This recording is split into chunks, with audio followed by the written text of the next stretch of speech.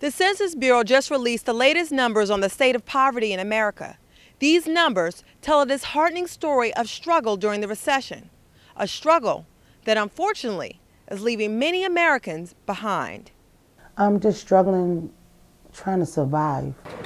34-year-old Angela Sutton is a single mother of 2 young sons.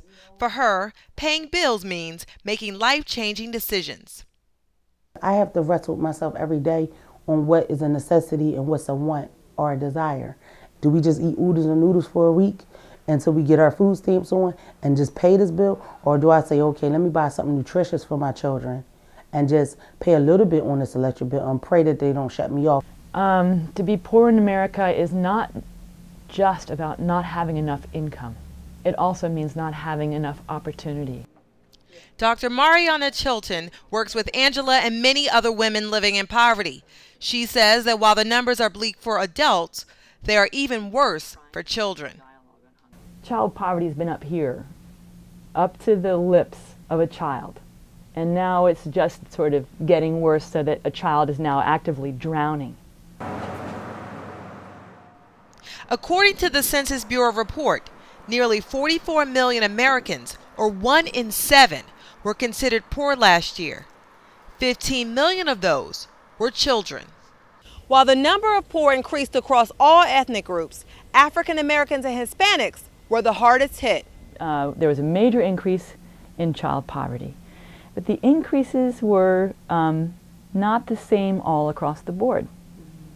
There were major increases for female-headed households, and there were major increases for Black and Latino families. In 2009, 1 in 4 Hispanics and 1 in 4 African Americans lived in poverty. Compare that to white Americans, where only 1 in 10 were below the poverty line. Project Home is a nonprofit agency dedicated to breaking the cycle of poverty.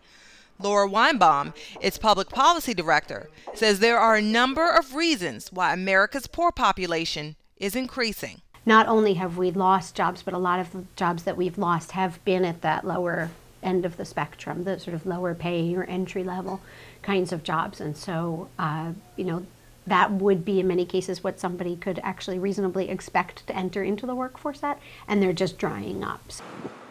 Weinbaum says that even when lower paying jobs are available, many of the poor are forced to work 3 and 4 jobs just to make ends meet.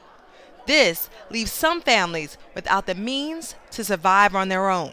The city of Philadelphia has seen about 20 new requests for housing from families each day, as compared to an annual average of maybe 5. Although the numbers are grim, there is hope. Angela says she is working to ensure that her children escape the shackles of poverty. My job right now is to focus on my children to make sure we stop this cycle of poverty. It has to stop somewhere, and I'm going to stop it with me. It will not trickle on to my children. For Ebru News, I'm Cherri Mincy.